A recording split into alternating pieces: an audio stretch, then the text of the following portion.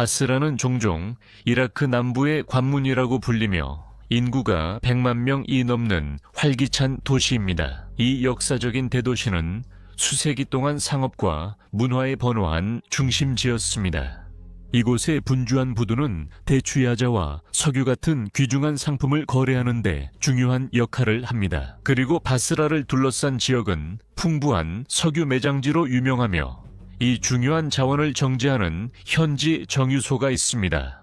남동쪽에는 루멜라 유전이 수십억 배럴의 원유를 자랑하며 전 세계 석유 공급량의 약 14%를 차지합니다. 또한 도시의 북동쪽에는 세계에서 두 번째로 큰 유전으로 알려진 웨스트 커너 유전이 있습니다. 하지만 풍부한 자원에도 불구하고 바스라는 오랜 현대 분쟁의 영향으로 인해 역사적으로 큰 어려움에 직면해 왔습니다. 1914년 영국군이 오스만 제국으로부터 바스라를 점령했고 1932년에야 영국군이 철수하면서 이라크가 명목상 독립을 이루게 되었습니다.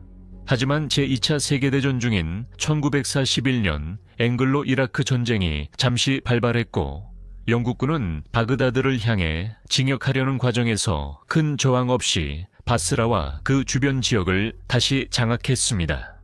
그러나 이 목표가 달성되기 전에 전쟁은 끝났습니다. 1980년대에 바스라는 이란 이라크 전쟁 동안 주요 표적이 되었고 1991년 걸프전 때는 미국에 의해 폭격을 당했습니다. 같은 해 바스라에서는 사담 후세인을 전복시키려는 대규모 봉기가 일어났으며 이는 미국 주도의 이라크군 쿠웨이트 철수에 힘입어 촉발되었습니다.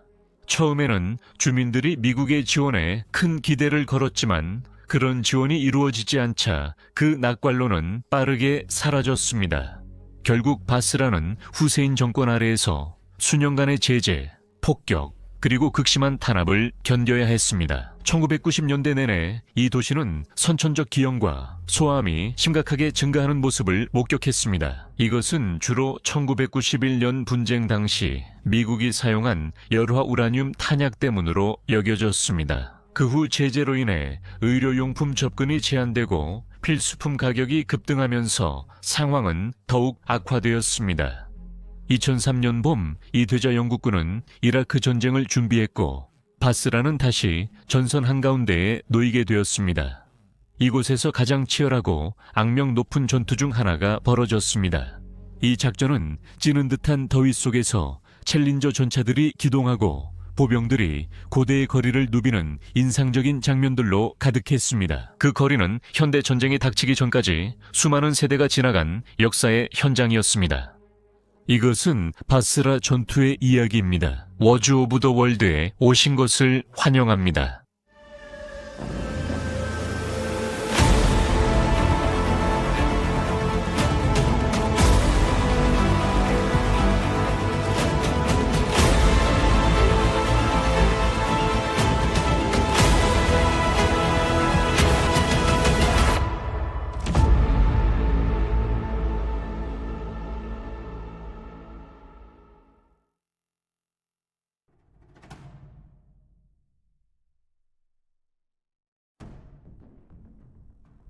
이라크 침공은 2003년 3월 20일에 시작되었습니다.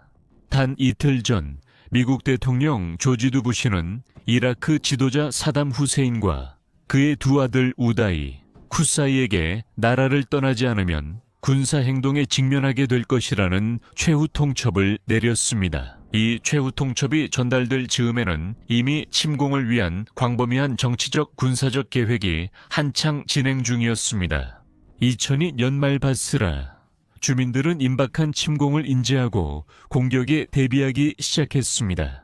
그들은 민병대를 조직하고 맹렬한 공격에 대비하기 위해 방어시설을 구축하기 시작했습니다. 이 기간 동안 도시에는 정기적인 폭격이 이어졌고 이는 주민들 사이에 긴박감을 더욱 고조시켰습니다.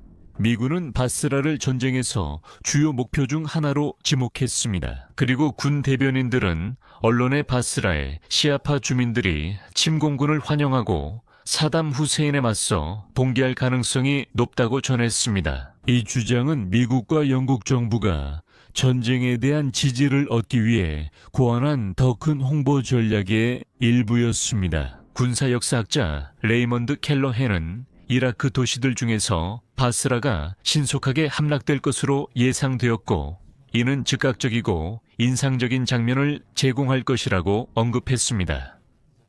국제전략문제연구소의 크리스토퍼 랭턴 대령은 바스라의 중요성을 강조하며 점령의 의미를 언급했습니다. 정권에 우리가 당신들 석유와 상업 중심지를 장악했다는 강한 메시지를 보낼 것입니다. 2003년 3월 19일 미군과 영국군이 쿠웨이트에서 이라크로 진입하여 걸프전 당시 죽음의 고속도로로 악명 높았던 도로를 따라 바스라로 접근했습니다. 침공군은 이 경로를 따라 천천히 전진했고, 그 결과 군용 차량들로 교통체증이 발생했습니다. 침공의 초기 충돌은 바스라의 유전과 해안선 근처에서 발생했습니다. 일부 유전시설에서는 이미 화재가 발생해 불길이 국경 너머 쿠웨이트에서도 보였습니다. 당시 미국 국방장관 도널드 럼즈펠드는 후세인의 행동을 비난하며 그 정권이 이라크 국민의 부를 파괴하는 것은 범죄다라고 선언했습니다. 연합군의 즉각적인 목표는 바스라와 인근 루마일라 유전 확보였으며 3월 22일까지 미 해병대가 성공적으로 유전을 장악했습니다. 항공기가 바스라 상공에서 전단지를 투하해 이라크군의 항복을 촉구했습니다. 그리고 일부는 이에 따랐습니다. 3월 23일 왕립 공병대 소속 루크 알소 병장과 사이먼 컬링워스 하사 2명이 바스라 외곽에서 푸다인 전투원들의 매복에 의해 포로로 잡혔습니다. 불행하게도 두 사람 모두 다음날 사망했습니다. 1대대 블랙워치 연대의 베리 스티븐 상병은 바스라 근처 알주바이르에서 장갑차 근처에 로켓 추진 유탄이 떨어지면서 목숨을 잃었습니다. 이후 또 다른 비극이 이어졌는데 3월 25일 챌린저 이 전차가 바스라 외곽에 주둔 중이던 또 다른 영국 전차에 아군 5인 사격을 받았습니다. 이로 인해 2명의 영국 군인 스티븐 존 엘버트 상병과 제프리 클라크 병사가 사망했습니다.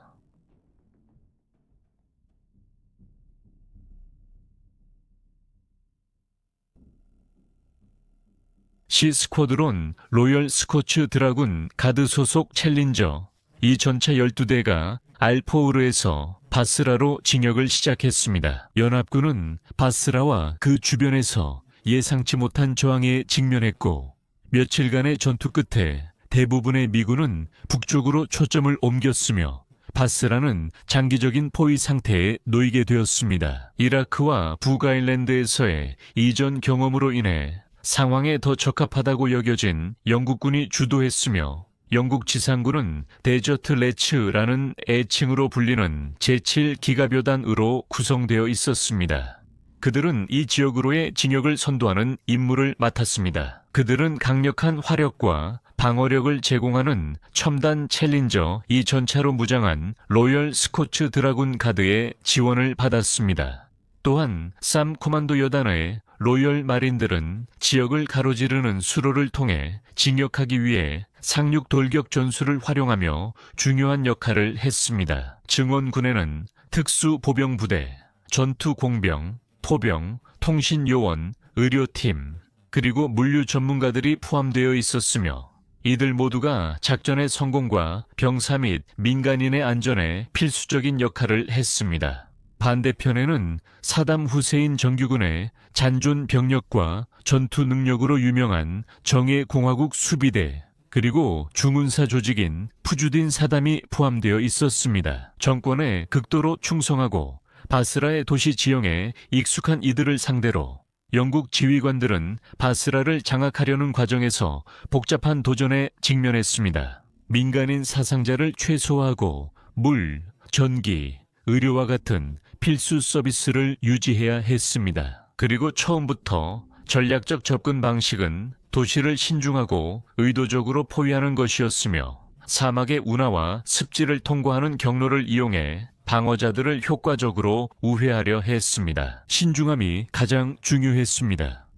이 도시는 많은 민간인들이 살고 있었고 그들은 분쟁 속에서 살아남기 위한 전략을 개발했으며 위험을 확신할 때만 집을 나서곤 했습니다. 이러한 지역 주민들의 고통에 대한 인식은 영국군이 생명 보존과 도시 기반 시설의 안전 확보에 중점을 두고 작전을 수행하겠다는 의지를 강조했습니다. 격동의 시기 동안 영국군은 바스라를 포위망으로 둘러쌌는데 이는 방어군의 증원과 보급품 접근을 차단하는 동시에 그들의 사기에 압박을 가하기 위한 두 가지 목적이 있었습니다. 이 모든 것은 주거 지역 파괴 없이 이루어졌습니다. 이렇게 함으로써 영국군은 장기전에 빠지지 않고 신속한 군사작전으로 결정적인 결과를 얻을 수 있는 상황을 만들고자 했습니다. 정보를 수집하기 위해 정찰대가 도시 외곽을 탐색했고 포병 부대는 적의 요새를 식별하여 타격 목표로 삼았습니다. 동시에 정찰팀은 잠재적인 진입로, 병목 지점, 그리고 매복이 일어날 수 있는 지역에 대한 상세한 머릿속 지도를 만들었습니다. 바스라 내부에서 집권 정권은 두려움을 강력한 통제 수단으로 사용했습니다. 페다인 순찰대는 영국군과 협력하거나 잠재적인 봉기를 조직한 것으로 의심되는 사람들을 적극적으로 찾아냈습니다. 불행하게도 민간인들은 서로 경쟁하고 공포스러운 소문들의 그물에 갇혀 있었습니다. 영국군이 전체 지역을 폭격할 것이라는 주장과 정권이 거세게 보복할 것이라는 경고가 있었습니다. 그리고 가만히 있는 것이 도망치는 것만큼이나 위험할 수 있다는 끊임없는 불안감이 있었습니다.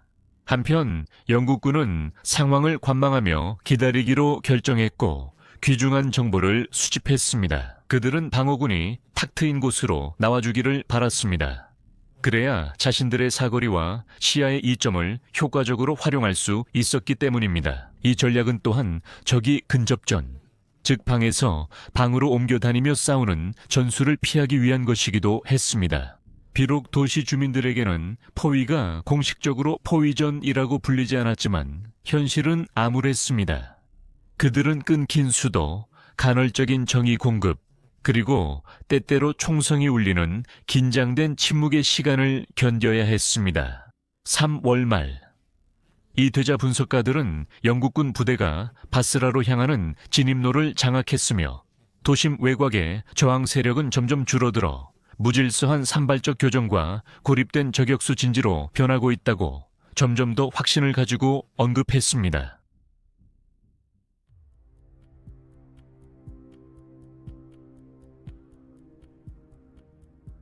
2003년 3월 27일 대치 상황이 제2차 세계대전 이후 영국군이 치른 최대 규모의 기갑전으로 확대되었습니다.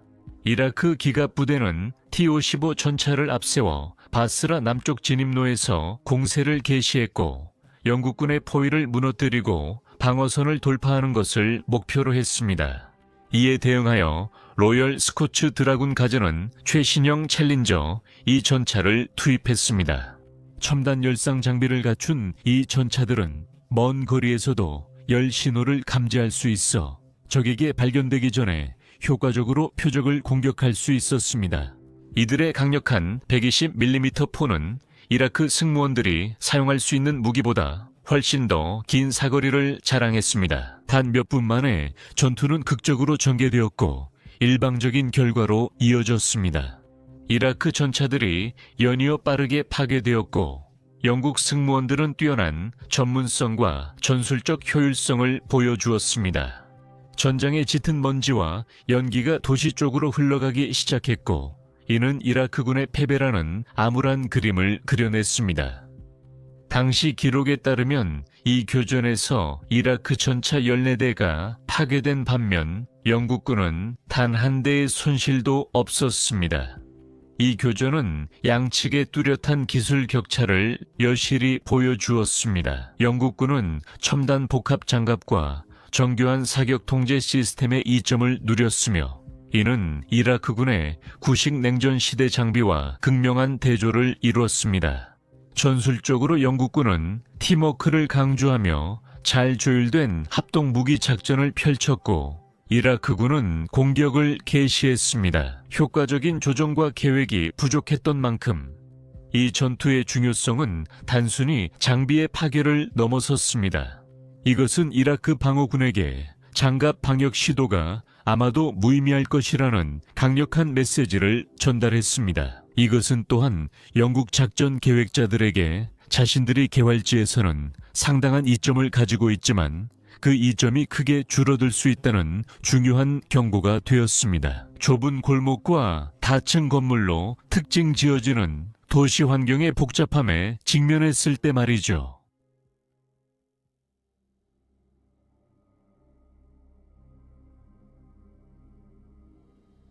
2003년 월 6일 아침 영국군은 바스라를 장악하기 위한 작전을 개시하며 제7기갑여단을 투입했습니다. 이 전략적 조치는 방어군을 제압하면서 도시의 피해를 최소화하는 데 목적이 있었습니다. 여단에는 챌린저 2전차가 포함되어 있었으며 이 전차들은 공포를 조성하고 보호를 제공하기 위해 도시로 진입했습니다. 한편 워리어 보병 전투 차량은 바스라 전역의 주요 지점에 병사들을 수송했습니다. 공병들은 안전한 통로를 확보하기 위해 장애물을 제거하는 임무를 맡았고 포병 부대는 잘 알려진 적의 거점을 목표로 삼았습니다. 공격 헬리콥터들은 머리 위를 날며 즉각적인 전투 지역을 넘어 잠재적인 위협을 탐지했습니다. 작전 초기 몇 시간 동안 영국군이 전투에 돌입하자 총성과 폭발음이 공기를 가득 메웠고 패다인 전투원들은 건물 상층에서 로켓 추진 유탄을 발사한 뒤 재빨리 후퇴했습니다. 저격수들은 체포를 피하기 위해 창문과 미나렛의 자리를 잡고 은폐된 채로 목표물을 저격했으며 불과 50m 떨어진 거리에서는 평온해 보이는 거리 모퉁이마다 소총 사격 소리가 메아리 쳤습니다. 영국군은 민간인을 보호하기 위해 고안된 교전 수칙을 신중하게 따랐으며 이러한 수칙은 종종 그들의 징역을 늦추기도 했습니다. 보병들은 장갑차가 아닌 보행자를 위해 설계된 바스라의 오래된 지역 좁은 골목에서 하차하여 도보로 전진했습니다. 그들은 각 방과 옥상을 꼼꼼하게 수색했으며 반가쇠를 한번 당길 때마다 즉각적인 목표를 넘어선 중대한 결과로 이어질 수 있다는 사실을 잘 알고 있었습니다. 시간이 흐르면서 바스라의 인도주의적 상황은 빠르게 악화되었습니다. 정전으로 인해 전체 구역이 영향을 받아 주민들은 전기를 사용할 수 없게 되었습니다. 그리고 펌프가 멈추면서 수도 공급 시스템이 마비되어 가정으로의 물 공급이 완전히 중단되었습니다. 한편 처리되지 않은 하수가 거리로 넘쳐 흐르기 시작해 비위생적인 환경을 초래했습니다. 의료진들은 심각한 물자 부족에 시달렸고 가장 위급한 환자에게 우선적으로 치료를 제공하는 트리아지 방식을 사용할 수밖에 없었습니다. 악화되는 상황에 국제기구들은 경각심을 가졌습니다. 특히 깨끗한 물에 대한 접근이 줄어들고 위생이 악화되면서 질병이 빠르게 퍼져 도시의 어린이들이 특히 취약했기 때문입니다.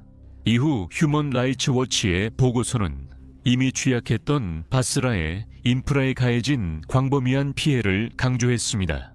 해당 기관은 분쟁뿐만 아니라 기존 시스템의 취약점들도 도시의 심각한 상황에 기여했다고 언급했습니다.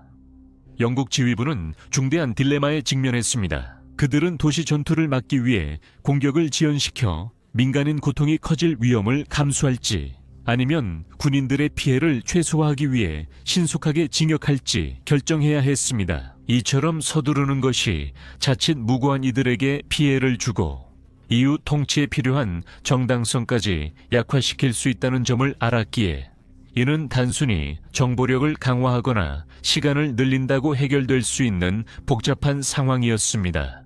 대신 지휘관들은 방어군이 점점 더 취약해지고 있으며 징역 중에도 민간인을 보호할 수 있다는 이해를 바탕으로 행동해야 했습니다.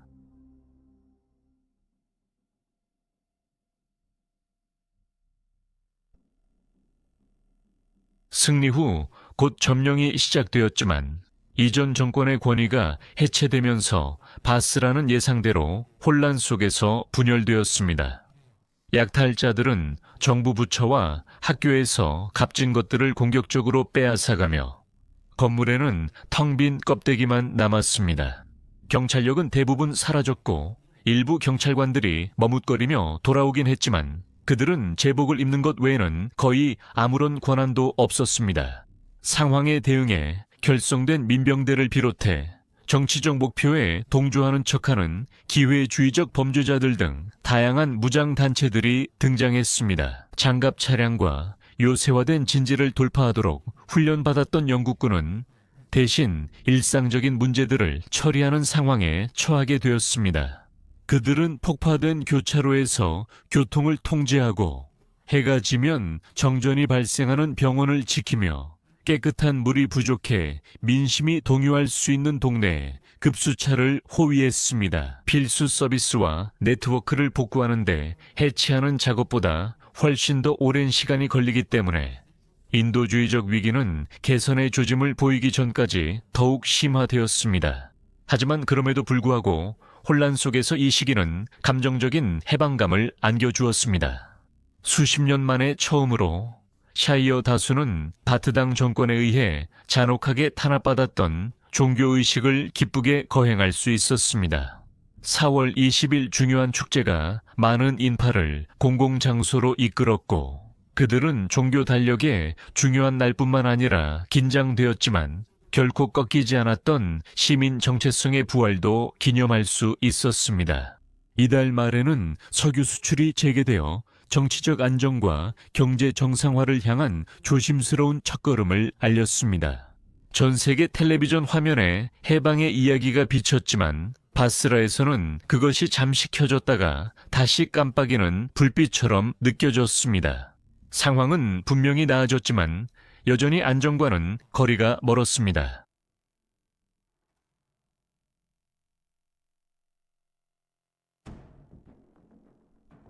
2003년 6월 초 인권단체들은 바스라의 많은 사람들이 이미 알고 있던 사실을 확인했습니다.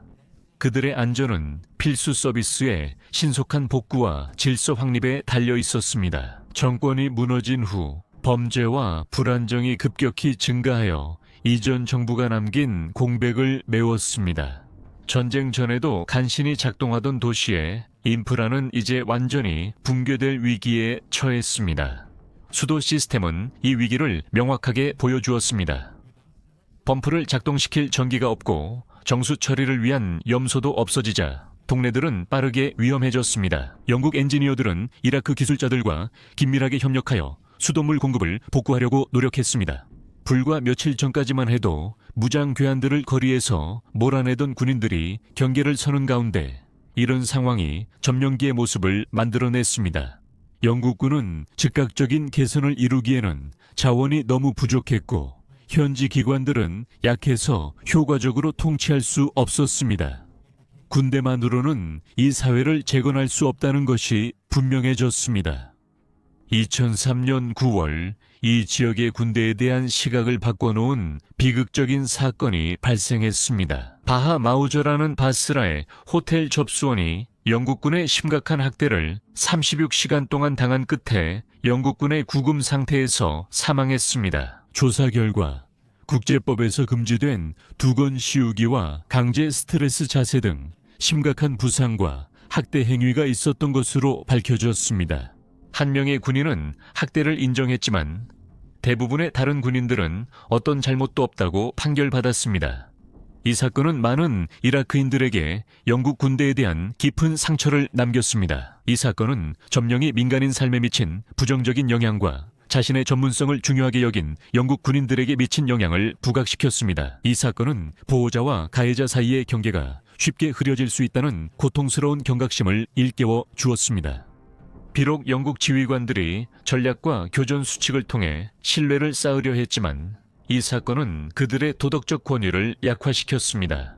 슬픔에 잠기고 의심이 많은 주민들과 신뢰를 다시 쌓는 것은 정말로 어려운 도전이 될 것입니다. 영국군이 공항에 있는 새로운 기지로 철수한 이후에도 바스라의 상황은 계속 변했습니다. 2008년 3월 이라크 정부는 도시 내 강력한 민병대에 맞서기 위해 기사의 돌격 작전을 시작했습니다. 이 작전은 이라크 부원군을 시험에 들게 했고 그들은 작전 내내 종종 약해 보였습니다. 이라크 부대들은 통제권을 되찾으려는 결의를 보였지만 여전히 연합군의 지원에 크게 의존하고 있었습니다. 민병대들은 맹렬하게 방역했지만 뚜렷한 승리를 거두지는 못했습니다. 바스라 시민들은 또 한 번 두려움과 엄격한 통행금지로 점철된 시기를 겪어야 했습니다. 영국에게 있어 자신들이 무력으로 점령했던 도시에서 이라크 주도의 노력이 이루어지는 모습을 지켜보는 것은 통제권 이양의 어려움에 대해 중요한 교훈이 되었습니다. 진정한 안보는 지역 자치에서 비롯되어야 함을 강조했습니다. 외부 세력이 도움을 줄 수는 있지만 그들이 통제권을 장악하려 할 때는 지역의 정당성을 해칠 위험이 있습니다. 2009년 3월 31일 영국은 남부 이라크의 마지막 주요 군사기지인 바스라 공항을 공식적으로 미군에 넘기고 군사 주둔을 축소했습니다. 공식 보고서에 따르면 바스라는 더 안전해지고 희망적인 곳이 되었으며 어느 정도 진전의 조짐도 보였다고 합니다. 하지만 주민들의 증언에 따르면 도시는 여전히 불안정한 상태였습니다. 권력이 종종 예기치 않게 바뀌었고 전기와 같은 기본 서비스도 언제든지 중단될 수 있었습니다.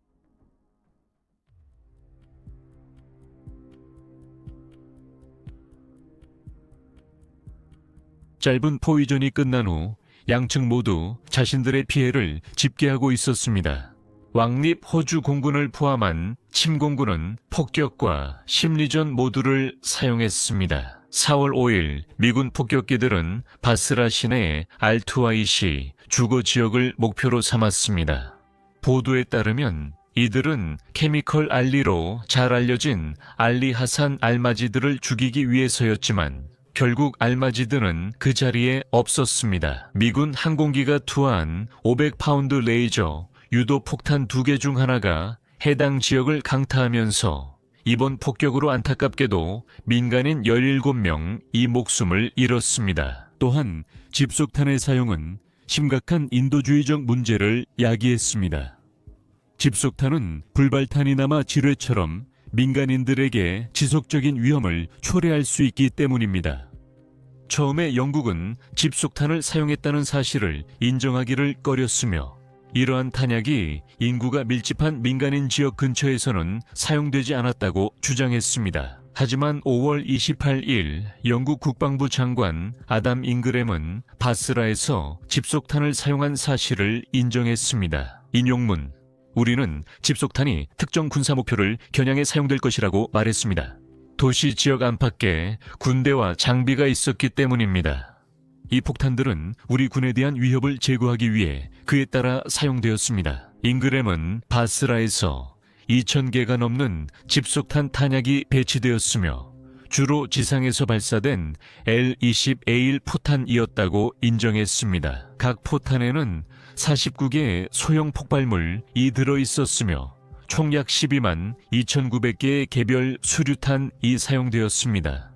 이 중 약 2%는 충격 시 폭발하지 않았습니다. 이는 바스라 전역에 약 2,500개에 가까운 미폭발 수류탄 크기의 탄약이 흩어져 있었다는 의미입니다. 클러스터 폭탄은 분쟁 초기 바스라에서 수십 명의 민간인 사상자를 발생시켰습니다. 휴먼 라이츠 워치는 도시 주변에서 지상발사 클러스터 탄약에 의해 민간인들에게 가해진 수많은 부상 사례를 보고했습니다. 특히 큰 피해를 입은 지역 중 하나는 3월 23일 클러스터 폭탄 공격이 있었던 하이 알 무한디신 알쿠브라 지역이었습니다. 이때 13살의 아바스 카딤은 쓰레기를 버리러 나갔다가 심각한 부상을 입었습니다.